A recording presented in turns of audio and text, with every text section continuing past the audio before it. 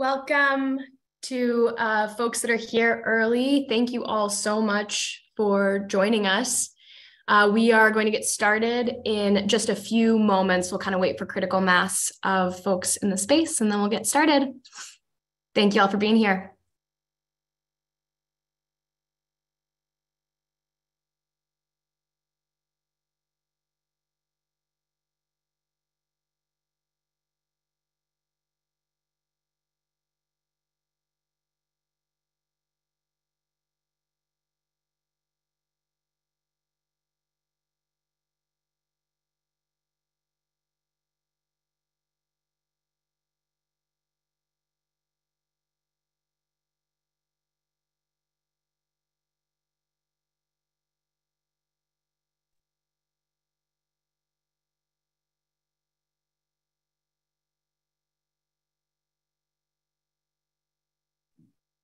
Welcome to folks who are still joining us. We'll wait just another moment or two before getting started to make sure we have folks on the call before getting going today, but thank you all so much for being here.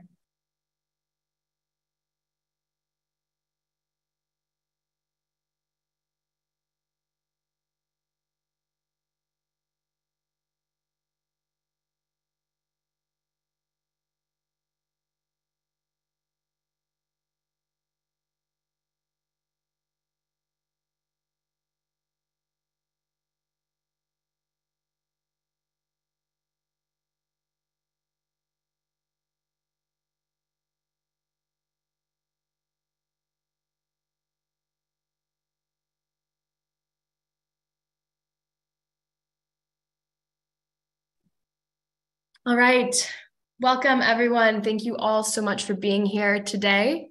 I believe we'll get started and some more folks will likely join us throughout the call, but thank you so much to everyone who's here. It's really powerful to see so many people joining us to bear witness to what's been happening to the land and the water in northern so-called Minnesota.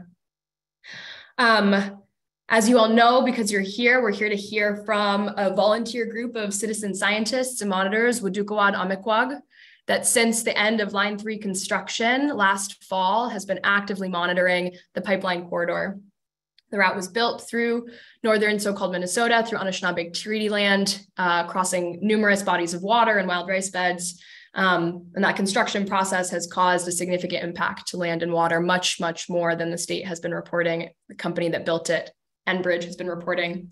So the group that has been doing that really careful monitoring work is going to share out some of their findings with you all today. Delaney, if you'd go to the next slide, I'll just share a little bit about our program. And Delaney is here with us today as tech support. So everyone, an invitation to be generous and patient as we navigate through some video and screen sharing. Everyone knows how complex these digital events can be. So here's an overview of what we'll be talking about today. We'll have an opening from Victoria. All of our speakers today, aside from myself, are volunteers with Waadookawaad. And I should introduce myself. I'm realizing my name is Hayes. I use she, they pronouns. I'm here today on behalf of the North Star chapter of the Sierra Club, our local Sierra Club chapter. This Beyond Oil team is partnering with Waadookawaad to put this event on. I've been an organizer in Minnesota for many years and worked on the Line 3 pipeline fight. So that's me. Our program today will start with an opening and some grounding from Victoria. Oh, Delaney, could you go back to the last slide, please? Thank you. And then we will transition to Jeff, who's another volunteer with the team, talking about some of the background of this project, how it came to be, and why this work is so crucial. We'll have a video from another volunteer from the group, Jamie, speaking about the promise of restoration that the state claims is ongoing and where we're seeing that fall short, some of the context on Waadookawaad's work. Another video from a volunteer, Jackie, out in the field, who has done a lot of scouting and monitoring of the pipeline corridor. And then two volunteers from Waadookawaad, Ron Turney and Laura Triplett, we'll talk about a few of the sites where we've seen some of the significant damage. There are dozens of places along the pipeline corridor where we're seeing damage to water and to land. They'll be focusing on a few at LaSalle Creek, Walker Brook, and Moose Lake. Some footage and video of what's happening there, and then some of the geology of what this means for the water, how the ecosystem is being impacted. Jeff will talk again a little bit about the barriers to taking action, the advocacy work that Waadookawaad Amikwag have done so far. And Ron will conclude by talking about the implications of what we've seen happen on Line 3 in Minnesota for other pipeline projects, including the Line 5 pipeline, proposed reroute and construction of that project through Wisconsin and Michigan. So Ron will be talking about what we've seen in Minnesota and why that leads us to believe that these projects should not be allowed to continue in other places. And a reminder that this evening we'll be having Q&A with the Waadookawaad Amikwag folks. Today's participation will be just listening and presenting. This evening we'll have a longer forum for question and answer with these volunteers talking about their experiences. So hold on to your questions from today. And if you're available to join us this evening, please do. Both events are being live streamed on Waadookawaad Amikwag's YouTube channel, so you can find these videos there after the fact. Delaney, will you go to the next slide? Thank you. Just some of the context on Zoom and the space today. All participants are muted and the chat has been disabled. With so many people, this felt like the easiest way to keep the focus on our speakers. As I mentioned, please hold on to your questions and share them with us before this evening or at the evening program. The videos will be live streamed on YouTube. And here's the number for Delaney, which I'll also put in the chat, which I believe I can still send. If you have questions that come up around tech, you can text her directly and she'll be happy to help. So with that, I will turn it over to Victoria to really set the stage for the conversation we're going to have today. So I will turn it over to you, Victoria.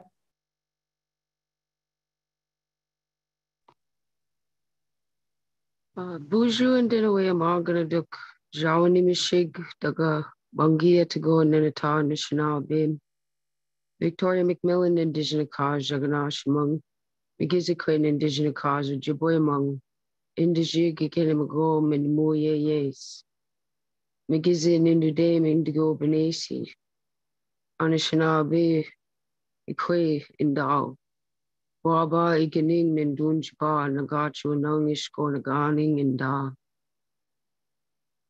Dago Widuka Shinum Javanimshig in Waywin Nungum Miigwich Bizindalieg. I'm Victoria McMillan. I'm a first descendant to the Fond du Lac band of Lake Superior, Chippewa. I descend from all the treaties in the north that Anishinaabe have signed. I have family from Bad River, Red Cliff, Sault Ste. Marie, and others. Bands that way. As Anishinaabe, my duties are to stand for my people and my family and my clan, and to carry out those duties as best that I can for the next 7 generations, to ensure that our teachings and that the land and that our rights are ensured for the next 7 generations. At Waadookawaad Amikwag, we work hard to respect each other and to teach each other as much as we can, to respect the land and to be able to speak to the community in a way that they can hear and understand what is going on. We understand the various issues surrounding consultation and how it is hard for many people to get the consultation they need to understand what is happening with the pipeline. And so they asked me to do a prayer this morning, as whenever you're trying to do anything meaningful, that's how we start things. And so that was done this morning. And now we're going to move forward in a good way with an open mind. There's a lot of volunteer work going into this, just so that we can show the public in a simple way what is going on that is not being reported. Enbridge is a multi-million-dollar, billion-dollar company probably, and they have the means to inform, and they have the means to do these things for us as community members. And we don't feel that this is happening. So we are doing the work to try to make sure that everyone is informed. So with that, Miigwech Bizindalieg, I hope we move forward with open minds and open hearts. Miigwech. Thank you, Victoria. We'll turn it over to to Jeff now to speak a little bit on the context of how this group came to be, the work that they've already done, to start us off with some of that history of the regulatory process that brought us to this point, some of his own personal journey. So I will turn it over to Jeff.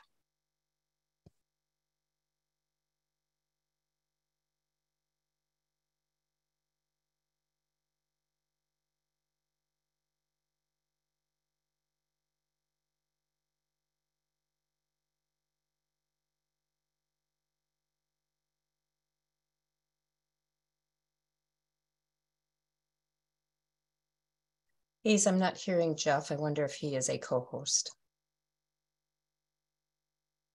Let's find out. Thanks everyone for your patience while we make sure that Jeff's able to unmute. Here, Jeff, I just sent you an invitation to unmute, so that should help.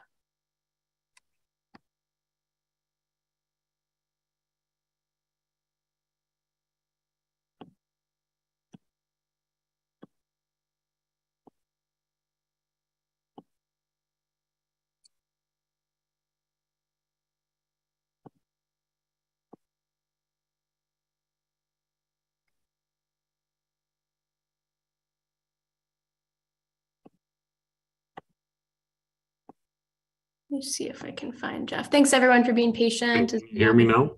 No? Yes, we can. Wonderful. Okay. I'm sorry, there's always communication stuff.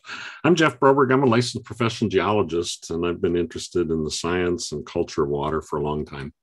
I've come to this line 3 over the last year, and let's have the next slide. I've learned some important lessons. As I was starting this, really working on the Clearbrook Aquifer breach, I wanted to consult with some native elders, and I had a really profound lesson on the origin story and how important water was to the Anishinaabe. And an important thing, the elder asked me, "Do you like the sound of water?" And of course I do. And he made the point, he said, you know, we're all connected through that. These are songs and prayers, and everything hears it. The rocks, the animals, we all hear it the same. And it's something that connects us all. So that's how it started. And I thought back to my mother. My mom was born in Danbury, Wisconsin, near the Fond du Lac, and we had a lot of important Native friends, and we were taught something way back. Next slide. That water was the first medicine. Whenever I was a kid and was sick, my grandmother first gave me water. And it's indicative of that connection that we have here. So next slide. Today's purpose gets complicated, and we want to unravel that complication. We have construction damages that aren't apparent. They're hidden from public view. In remote places. We're going to show you new looks at things that people have not seen yet outside of our group. And we want to show you the power of a partnership and the power of citizen science and people working in a common goal for advocacy to protect our water and seek that accountability. Let's have the next slide. This first started with water protectors and people going out on the site during the construction, like on the left, and watching the site, drone videos and actual on the ground holding space and looking at this and finding these large spots where the drilling mud was coming up to the surface. On the right-hand side, many months after the construction had been removed, we're still seeing upwelling mud in these areas, and that was our first concern. But it brought up an opportunity to do some high-tech science, things that I was familiar with, remote sensing, infrared photography. And it's an important tool because it measures the temperature of the ground. You can see the energy of the water. The temperature always comes out at 45 degrees from the ground. And then if the surrounding ground's frozen, you get a profile. If the surrounding is warm in the summer, you get a profile. And partners agreed to pay over $50,000 to fly the entire site, one end to the other, from 3,000 feet, a swath a half a mile wide, so that we could see the natural conditions and the disturbance of the pipeline. Next slide. And what we discovered during this, it took a while, to evaluate all of this data. It was over 3 terabytes of data. Don't try this at home. We found 45 sites where we had emerging groundwater right on the pipeline. And yet only 3 of them were really being discussed. Let's have the next slide.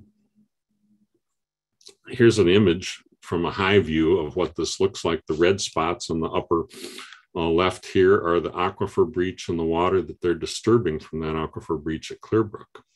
And we can see the natural occurrences, the hot water upwelling in Deep Lake. So we're learning science about the area and what the damage is on the pipeline.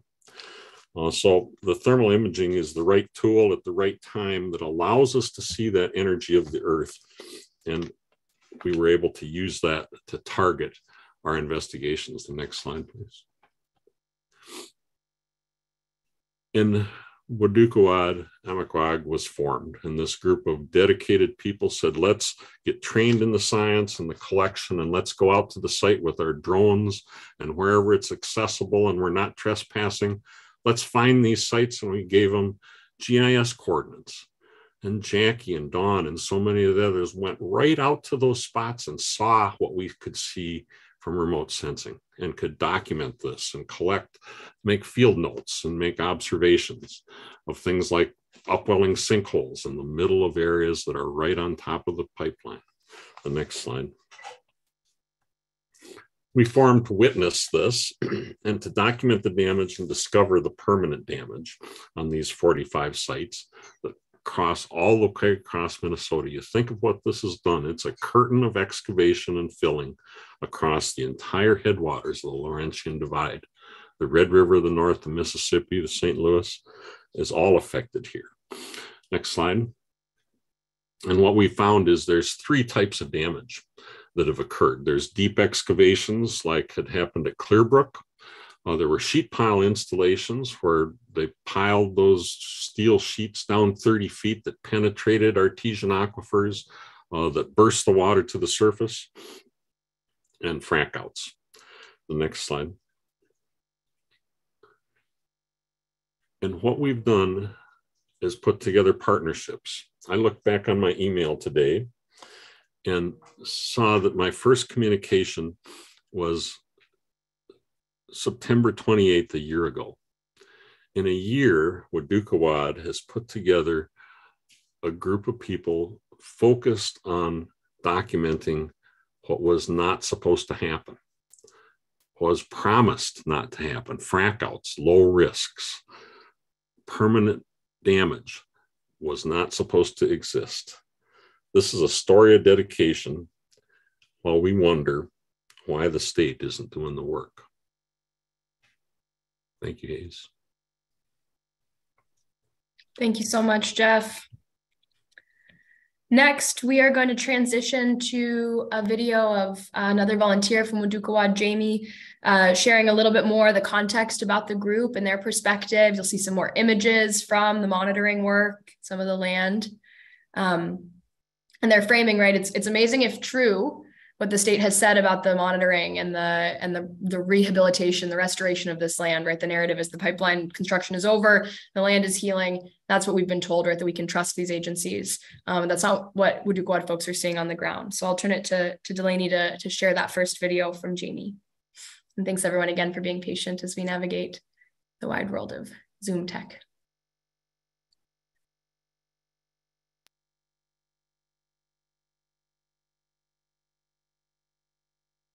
Jamie Gaither Indigenous Nawi Nimbaginang in Dunjaba, Nawakwa and Da Nungum, Besho Gawa Ba Biganikag, Minawa Ishpim Manolman Zaga Gan, Minawa Besho Enbridge's Line 393, Chmukamanakwe and Dow.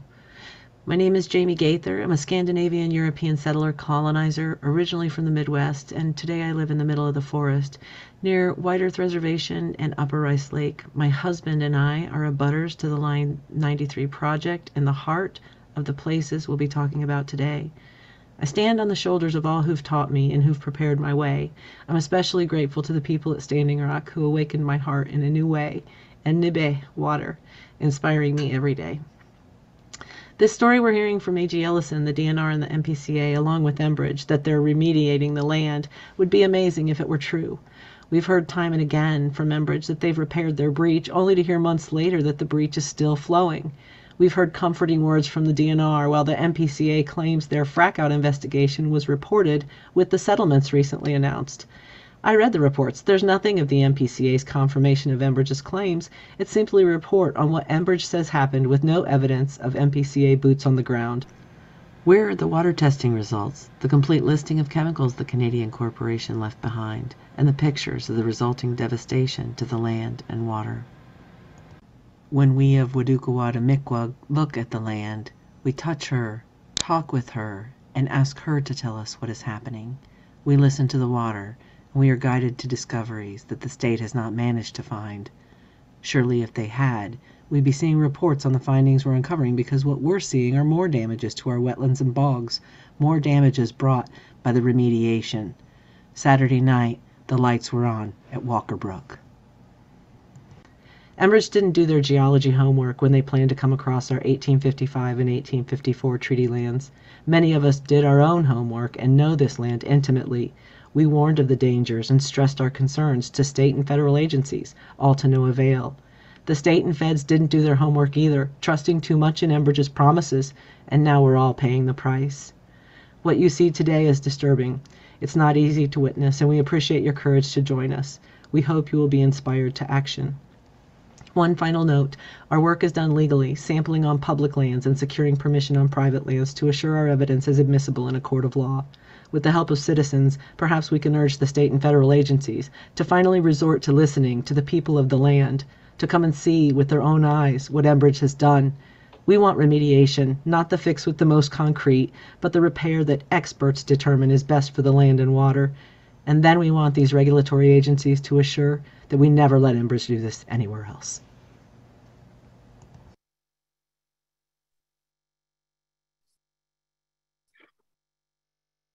Thank you for that, Jamie. Next, we're going to have a special different sort of video out from the field. Another volunteer, Jackie Christensen, has been routinely out in the field, taking water samples, canoeing in, snowshoeing in to these very remote places where Enbridge thinks no one will catch them, to make sure that we bear witness to what's going on. And so this video from her will speak out from one of the most beautiful sites. Not that any are more beautiful than others, but a very beautiful place, sharing some of the story of what she's been finding and what it's like to go out to these places and take water samples as a citizen science monitor. So I will turn it over to you, Delaney, for that second video. We're all volunteers. Waadookawaad Amikwag is all volunteers, and we are out here doing work because the state of Minnesota is not. We shouldn't have to be here. These are really crazy beautiful places. As you can see, it can be hard work in a couple different ways. Like, it's really challenging, physically hard work. A lot of times it's canoeing, a lot of times it's hiking through wetlands. What am I going to find today? Am I ready for this? And what we want to see is healing. Like, that's what we want to see in these spaces, is that the earth there's a healing process going on. But oftentimes that is not the case. The damage has been so severe. The trees ripped apart, the wetlands ripped apart, literally ripped in half, our peat layers ripped in half. And so it's making it really, really challenging, really difficult for recovery. We saw McGeezy circling over top of us, and the paddle, this late autumn day paddle was just, incredible, and a really beautiful way to connect to these incredible places. This work is really important because what we're finding is that, close to major roadways, there tends to be more effort to beautify these places, and so that the public, thinks that, oh, the pipeline is done and there's no issue. But the more remote places you get to, really, the greater the impacts, and also the greater that you see, physically see the impact in the land and the water. And a lot of other impacts. We see these erosion socks all over, we see silt fencing all place, and that really is inhibiting our animals from being able to freely move about these spaces. Today, we paddled to where the pipeline crosses a tributary to this lake. We took water samples, and that is really important because we're looking for differences maybe at the area of impact, and also upstream and downstream, looking for differences. Oftentimes now what we're seeing is aquifer breaches or upwellings, and in fact that's what we saw today. So the way our team works is that we have drone pilots, and they do a lot of scouting for us, and they identify places that may have issues. And then as a team, we really talk about those places and prioritize and try to get to as many of those as we can.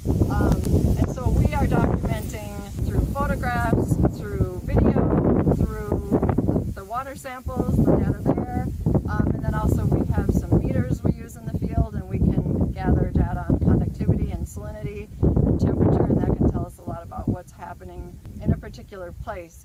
We go out on the ground and we confirm what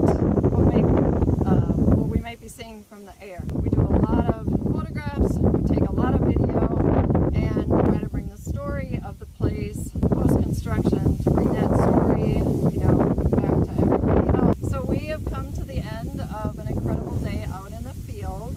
We are hopeful that this information will be used, in a lot of different good ways, and we're grateful for these places, and we protect them. That's what we do.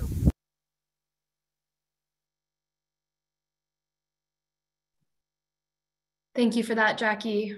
I'll just add, and we'll see a lot more imagery here shortly, but for folks that spent time along the pipeline route during active construction, where you see that silt fencing and all of the construction materials laying around, those photos were all captured within the past year, right? So all that abandoned construction infrastructure is stuff that is still out in places, or maybe intentionally placed as part of remediation. But those ecosystems are what they still look like right a year after construction, the summer after active construction. Those are not images from the during construction period. So just to imagine, right, what this land is still looking like. And to now show us in really striking relief, we're going to have some of the drone footage captured by Ron Turney, another volunteer with Waadookawaad Amikwag, and he'll be giving some voiceover narration explaining what you're looking at from one of the sites that is experiencing ongoing aquifer breaching. So we'll be looking at LaSalle Creek drone footage next with some of the narration from Ron so you can understand what you're looking at. And I'll pass it to Delaney to share that third video.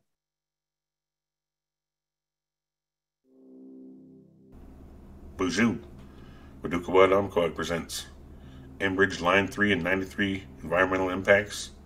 In this video, we're going to cover aquifer breaches at LaSalle Creek and related issues. So let's get into it. Waadookawaad Amikwag and partner organizations conducted a thermal flyover of the Enbridge Line 3 and 93 route last year, on November 27th and 28th. Our data shows Enbridge and Bar Engineering's corrective action plan failed to identify and miss many active seeps in the area. Their CIP identified 7 seeps, but ours shows 10 to 12 additional seeps not being addressed. In this image on the left here, you see 7 seeps identified in the corrective action plan by Enbridge and Bar Engineering. But on the right, our thermal data from November 27th and 28th shows 7 to 10 additional seeps that have been covered with fiber matting, not included in the corrective action plan.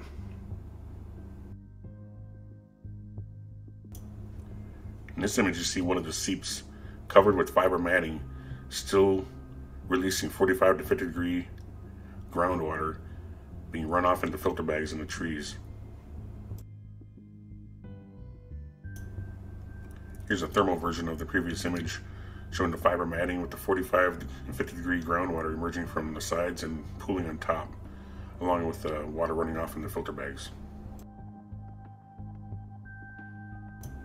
Another issue at LaSalle Creek is there's only one weir installed to measure the flow on one seep, but we can show 7 to 10 additional seeps leaking water.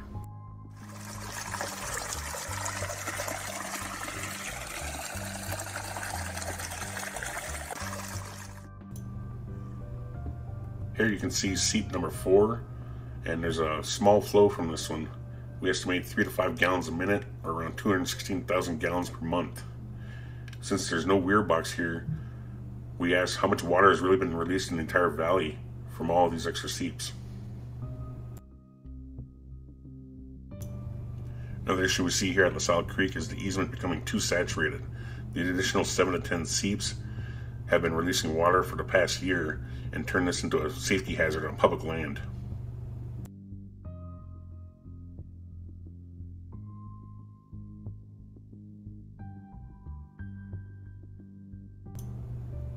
Here you see filter bags attached to the weir with excess grout running off downhill towards these bags, which are stacked 15 to 17 high with additional grout running downhill towards LaSalle Creek. It's been over 1 year since the completion of Enbridge's Line 3 and 93 replacement project. They're still trying to fix their failures at Walker Brook, LaSalle Valley, Fond du Lac, and many other locations we've been monitoring. Waadookawaad Amikwag and Mucko Initiative will remain on the front lines, protecting our environment, clean water, and Minoman. Miigwech.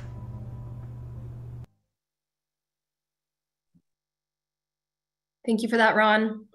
I'm going to turn it over now to Laura Triplett, who is going to break down some of the geology to help us understand what this means when water is seeping out of the ground like that, what that means for the land, how we can understand that for folks that are maybe, not knowledgeable about aquifers and how they function as part of these ecosystems. So I will turn it over to Laura to share some of that context and to help us understand what we're looking at. Hi, everyone. I'm going to give Delaney a minute to get the slides up here. I'm a geologist. I'm a professor of geology at Gustavus Adolphus College in South Central Minnesota. I do this work separate from my institution as a pro bono scientist for this group.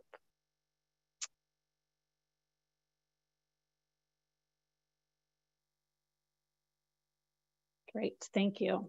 So in the work that Jackie and Ron have been describing here, we're focusing on 2 of the kinds of damage. There are others.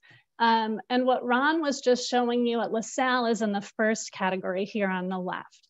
It's the puncturing of aquifers and other major disruptions to water connections and flow.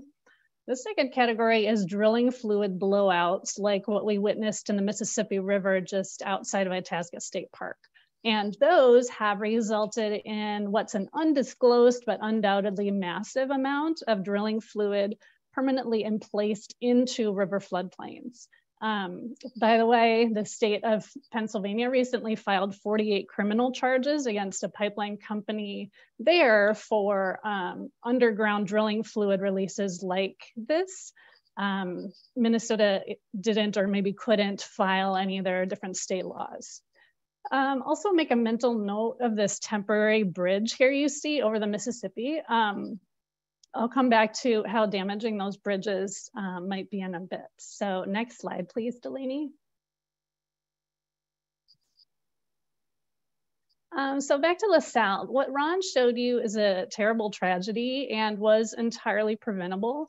What happened is this here, you can see the brand new clear cut corridor that Enbridge made along the top and left side of this photo, and the temporary road there too. If you peel back the land surface and this animation, can you go back? Delaney, can you go back one and try this again? Hopefully we'll be able to see, okay, the layers on the right there, you can see layers of sand and gravel and also silt and clay that have, the silt and clay kind of act as a cap. They act as a confining layer, and cold, or a cap is under what we call a confined aquifer down below. Delaney, sorry, if you could go back up one slide. The animations are getting ahead of us a little bit. Back one more, up. Thank you. Just leave it here for a minute. So you can see that on the right. Now, this is really sensitive wetlands. It's really hard, in fact, impossible to trench through. So what Enbridge needed to do was install metal sheet piling into the land to stabilize trench walls. Otherwise, the trench walls would collapse. As soon as they did that, though, they installed them about 30 feet deep. Their consultant in 2020 did say they shouldn't pound sheet piling more than 20 feet deep in this very sensitive, complicated geology, but they went to 30 feet. In my professional opinion, even 20 feet was going to be a reckless move. They punctured through that yellow silt and clay, and these gray rectangles are supposed to illustrate that sheet piling that was pounded in. When they did that, they punched through and water then started erupting up to the surface. Now, there were originally some small natural springs along the valley walls, and actually it created some really cool little micro ecosystems. That was known before construction. But once construction happened, this amount of water, it's much more water, it's different temperature, it's different chemistry. It's gonna change the nature of the wetlands here and potentially de-water the entire aquifer below. That could cause compaction, land sinking, could cause other wetlands to dry up. So that's where we're at. So this was sheet piling installed last year during construction. So if you could move forward, Delaney, on the slides, let's see how the animations work here. So they installed, their fix for this was to pound about 135 metal pipes into the ground and inject grout, tens of thousands of gallons of grout, basically concrete, into those pipes to try and plug those holes.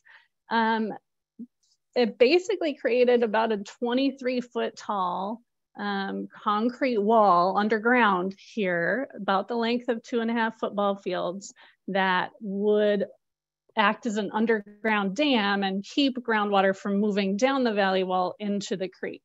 That is happening in some of those images that Ron was showing you. We can see evidence that that is indeed happening now.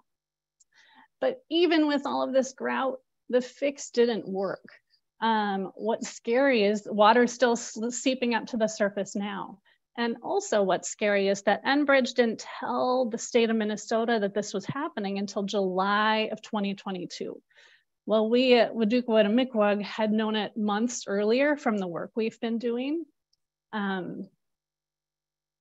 So I said that LaSalle is a terrible tragedy. Why is it terrible? This is literally the beginning of the Mississippi River.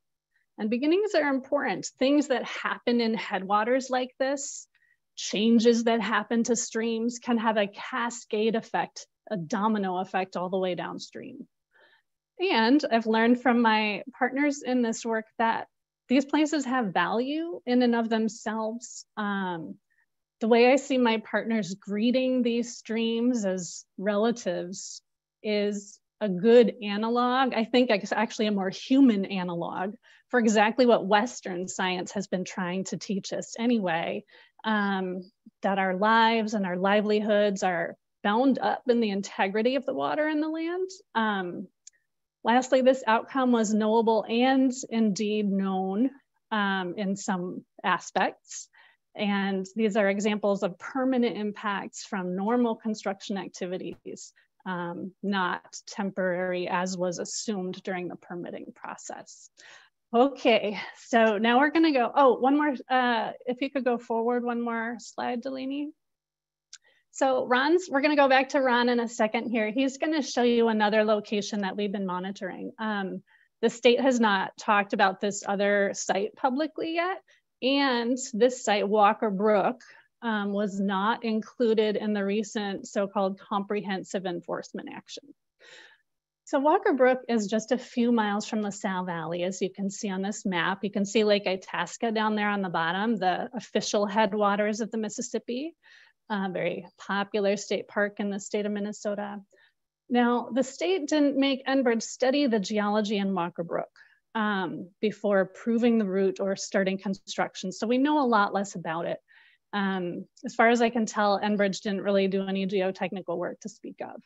But I can tell you that it certainly has very similar geology. It's in a deep valley like LaSalle. It's full of complicated layers of glacial sediments and post-glacial sediments. It's full of interconnected wetland ecosystems like LaSalle. But this is really cool. This is actually in a completely different watershed. And I didn't draw it on here, but kind of striking from the southwest to the northeast through this, there's a continental divide, the Laurentian divide. So that LaSalle and the Mississippi flow, as you know, south toward the Gulf of Mexico, but Walker Brook actually heads toward the Red River of the North and Hudson Bay.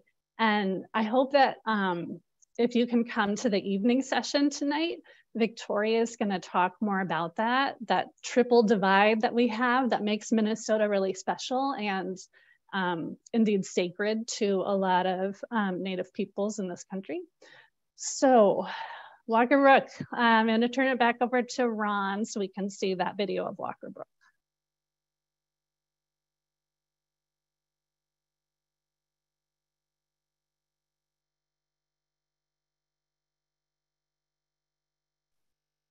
Thank you for that, Laura. And yeah, Delaney, whenever you're ready, we'll just dive right into that second video from Ron.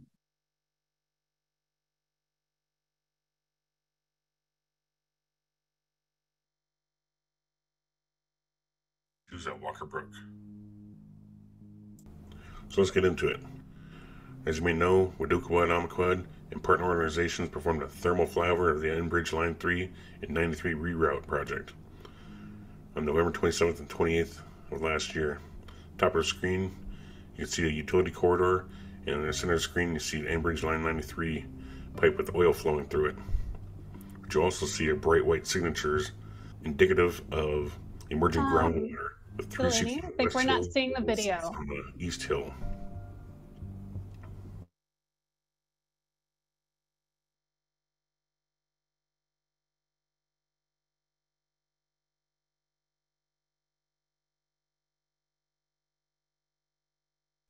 Thanks for being patient, everyone, while we try to reshare that video and start with the footage again.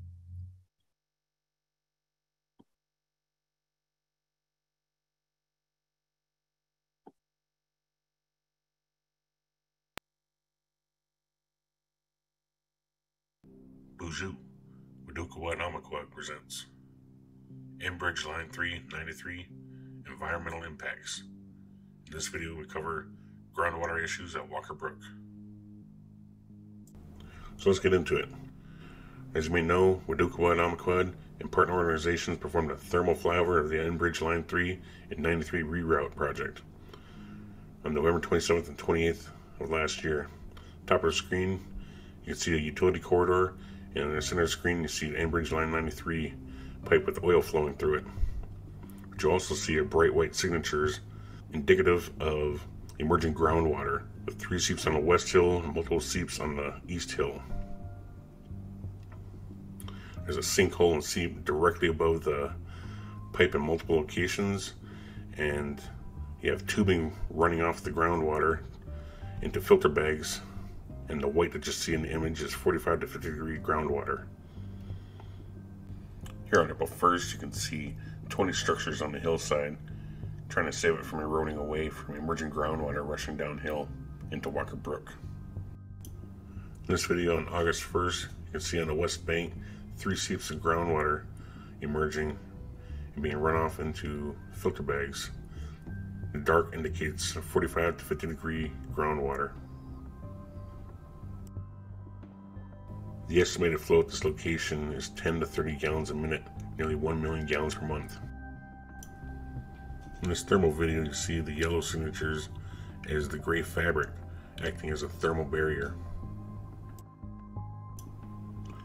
On August 10th, you see the main seep covered with gray fabric with tubing transporting cold water over into filter bags in the woods. And you also see the seeps and sinkholes forming directly above the active pipeline. This thermal image shows the main seep covered in gray fabric, and the dark spots are cold groundwater emerging downhill. Here on September 15th, you can see the main seep surrounded by timber matting as a new work area emerges with boring remnants at the top left and water still being transported off to the bottom right. Here on October 24th, you can still see groundwater emerging from the 3 seeps on the west side. One estimate is 50 to 60 gallons per minute is still being released daily from this location, which is around 2 million gallons per month for the past year. It's 24 million gallons of water.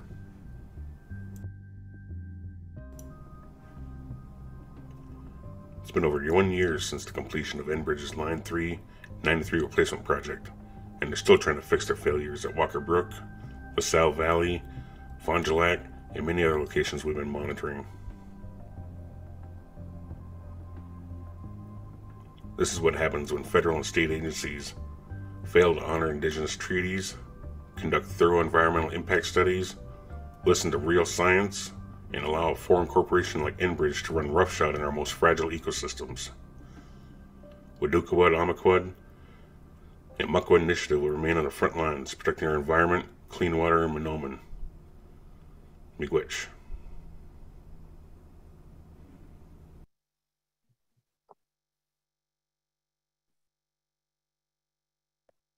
And it'll actually be the other set of slides here, Delaney, for Laura wrapping up. And we'll go back to Laura to explain a little bit more about the context, particularly at Walker Brook.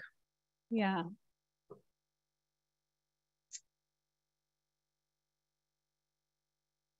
Yep, there you go.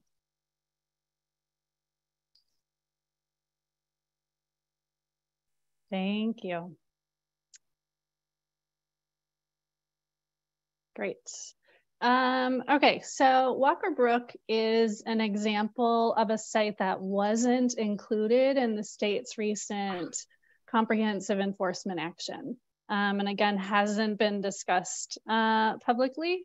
So Enbridge, as far as we know, did no geotechnical assessment here before construction, and it wasn't required. In my professional opinion, and actually what I recommended before construction started in testimony, was that there should have been multiple soil borings and at least 1 year of continuous groundwater monitoring here before a route should have been approved through the valley. This was also the lack of geotechnical knowledge. It's also the reason why there was that terrible aquifer breach on the border of the Fond du Lac Reservation. Just by the way, it's the same issue. They didn't do enough science beforehand to know what the situation was. It still could have been anticipated because I did, but anyway. Next slide, please. Delaney, thank you. So on the left here, we can see it's just Google Earth of Walker Brook on the left. On the right is the same image with the National Wetlands Inventory overlaid on that. This route crossed through what is very difficult terrain for pipeline construction, and what is also very delicate and not restorable from an ecosystem perspective, peat bogs. Peat bogs take thousands of years to form typically, but in an afternoon can be wrecked by this kind of construction. Now, because less is known about the specific sediment layers at Walker Brook, and because the agencies haven't yet responded to my request to see what they do know, I actually can't give you a detailed technical analysis of this site yet. What I can be sure of is that groundwater, as Ron said, is continuously bubbling out to the surface at multiple discrete spots on both sides of the valley. That water is 45 degrees, we know from on-site confirmation, indicating that the water is from at least 8 to 10 feet deep in the ground, possibly deeper. So I hope that Enbridge or the state or somebody is studying whether Enbridge has breached another confined aquifer here, or whether this is instead some kind of soil piping effect that construction caused that is concentrating upwelling water and destabilizing these hillsides. This to me is critically important to understand what happened here before any other pipelines are approved in the United States. We need to know what happened. And we had also hoped that they would do an in-depth study of the hydrology before allowing Enbridge to try and quote unquote fix this site. But as Jamie's video said earlier last weekend, there was heavy equipment moving in and out of the construction zone 24/7 on a Saturday night. So we figure they must be doing something major, but I don't actually know what they're doing. Is this an aquifer breach? It looks like part of my slide might have gotten cut off. I was trying to highlight the, the information we have. We can see water bubbling up under artesian conditions. We can see the cold temperature. We have water chemistry that we are still analyzing and understanding. Could you go to the next slide, please, Delaney? So one last thing, Enbridge, I need to finish up because I know we're running out of time. There's one other site that wasn't included in the enforcement action, but we want to show you a little bit. Could you go to the next slide, please, Delaney? This is Moose Lake. And like on the top is this thermal imagery again. The white dots are groundwater upwelling. And on the bottom Google Earth image is where we've done some on-site confirmation. Notice here, so I know these points look really small, but if you've ever like pricked a water balloon with a pin, you know that water can come out of a small hole pretty fast. A lot of water can drain quickly. The on-site confirmation, it looks to us like these are corners. Perhaps this is bridge footing from a temporary construction bridge that they might have built across this site. We don't know, or maybe it's a sheet piling issue again. Again, hopefully someone is studying this to see what caused these apparent punctures so that it can be avoided in future projects. Next slide, last slide. So as a scientist, the questions I'm left with after looking at these 3 case studies is we don't know how much water was drained away. They aren't measuring all of it as Ron showed, so we won't ever actually know. And I hope that someone's studying whether there are permanent impacts to these aquifers. Again, we don't know. These are complicated geologies up there. It would take actually quite a bit of effort to really understand these enough to protect them. And finally, as a scientist, I'd put a plea out there that any such future projects have in-depth geotechnical investigation and a year's worth of hydrologic monitoring at every stream and every wetland crossing before a route is approved. Because otherwise we can literally never know. We will literally never know the extent of the damage here because that baseline information wasn't collected. And so my lesson learned as a citizen is that, hey, Minnesota, we were outmatched by this multi-billion-dollar company. It's my assessment that if we want to protect our water, our state agencies need probably more funding.